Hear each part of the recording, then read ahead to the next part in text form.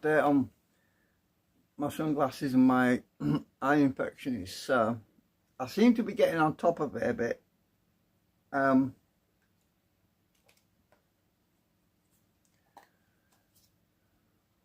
So it's I actually went to get some Dettol, and I've been putting a capful of Dettol in the water that I used to wash my face and that, and I washed the eyelids to get rid of this blepharitis problem. And the Dettol, a capful of Dettol in some water, using that, and also using Vaseline. I went to get some Vaseline because the medication that the doctor gave me was causing a lot of irritation. It was causing my glands on my eyes to swell up, and so the medication that the doctor gave me was that stuff, and it seems to work a bit. But my daughter got me some of this aloe vera stuff, aloe moisturizing now, and also some of this night cream. Right now, the night cream I found works better because it's less stingy. There must be some alcohol in it because it's very stingy when you first put it on, and obviously I'm trying not to irritate it more than it's already irritated. So this cream is good as a barrier. So I find that putting this on my face after I've washed my face with Dettol, with soapy water and a capful of Dettol in the water, after I wash my face, this is a good barrier cream. However, it tends to be it burns a bit. So the other cream I've been using is the royal jelly. Now that, when I put that on, it doesn't burn at all, it doesn't sting at all. It seems to be a better calming cream, but it doesn't last as long as the barrier cream, the other creams that I put on, because that jelly stuff tends to leave, like, it dries and it leaves like a barrier, which is good from whatever this problem is to do with the bacteria from the sofa, which I inherited, which I got from it was a free soap on a free Facebook marketplace, which my daughter got me, which I kind of wish I hadn't got that now.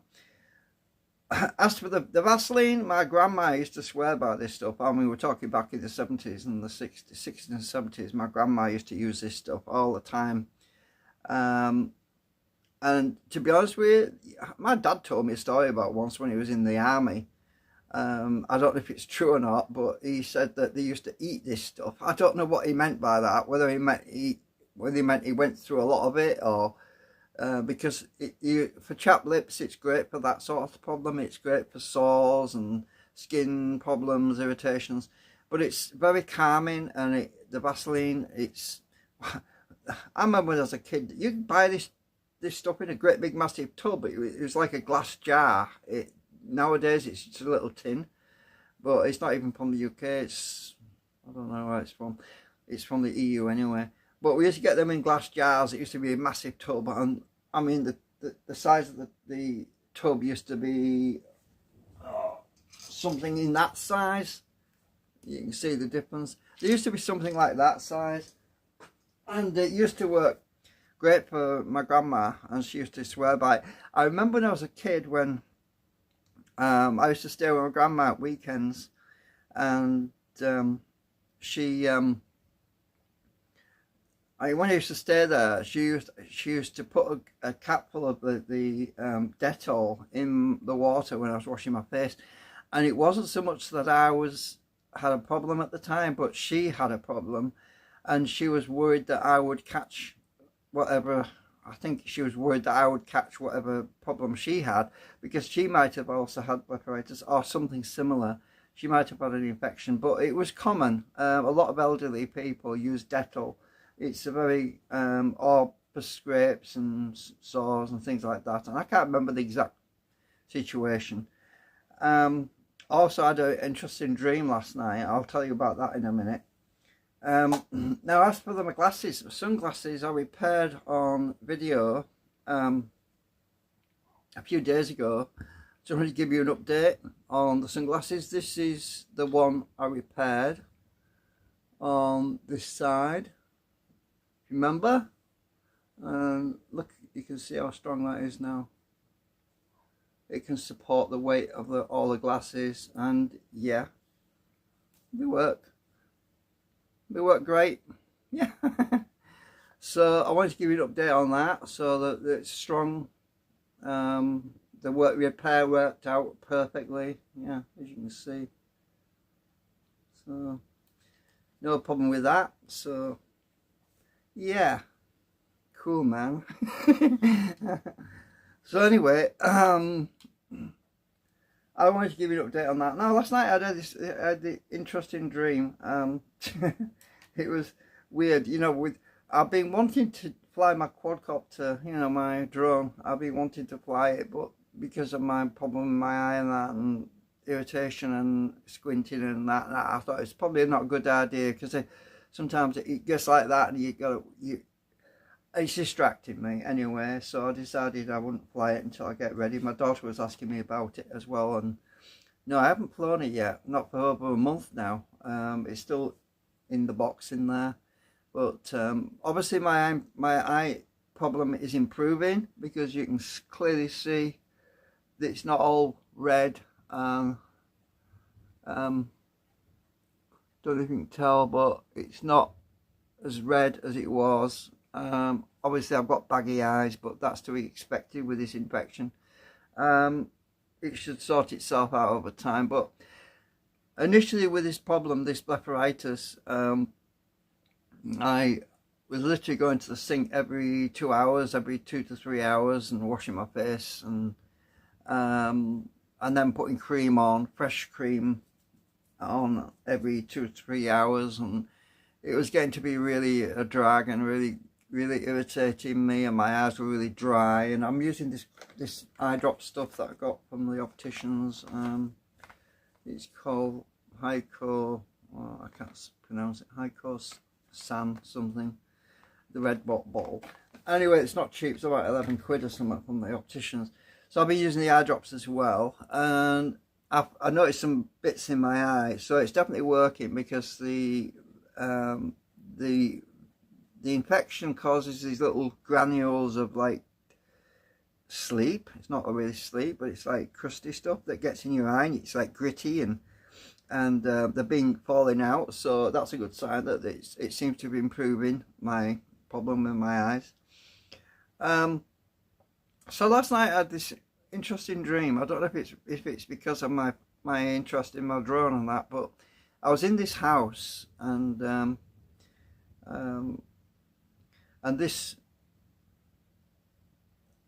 dream was about this. It wasn't so much a drone, it was more like a flipping jet, or maybe it was a drone, I don't know, but I didn't see any props spinning around. But it kind of came over the house like this, and it just glided down and landed in the garden. And the dream was about, it was a very strange dream. It was obviously sometime in the future where you would go to a guy, and you would basically put a deposit down on an aircraft. And unlike where we are now, where you go to a store, or you buy it from the store, or you'd get it delivered with the postman, the drone would literally deliver itself. I thought that was so funny. Yeah, the drone, whatever this vehicle was, because I didn't see any props spinning, but it delivered. It came over the house, and it landed in the garden. And I went out into the garden in this dream, and I picked it up, and there was all these insects underneath it, which was really weird. There was all these little creepy crawlers. Obviously they must have liked the heat from it, or the moisture, I don't know, shelter. But anyway, I picked it up, and there was nothing on the drone itself, or the quadcopter. And then I picked it up and took it in the house. And I remember in this dream I only paid a deposit, and apparently once it had been delivered, you paid the rest of the money. And I thought that was so cool, you know. It was so interesting that it delivered itself to you, but didn't make any sense to me, because I thought, well, what about the remote controller? I mean, where's that, you know? I didn't see it. It was like, it was just a strange dream. You know, dreams don't always make sense, but so I took it and took it in the house. So it was like a jet thing though, because it sounded like a jet when it came in. It was like and landed, and it was kind of funny, the dream. Anyway, so, and then I woke up. So I don't know what happened after that, because yeah, it was just part of the dream. But I do remember the part where I was talking to this guy in the and he said that, oh, it will deliver itself to you. And I'm thinking, oh right, okay, that's different. Unless he gave me the remote controller at the shop, which is possibly what he did, and I don't know. It was possibly something in the future where things have become so intelligent, so smart, that they literally can do things like that, man. Yeah, it's just fascinating. So anyway, the dream was interesting, and it wasn't scary at all. It was just different. But a weird thing about it was at a house where I used to live years ago. So it wasn't where I am now. It was where I used to live, which is kind of strange. It was like taking me back to it. So it was a bit of a cross between something in the past and something in the future, really. It was a bit of a mixture of a clash in technology and date time, and you know.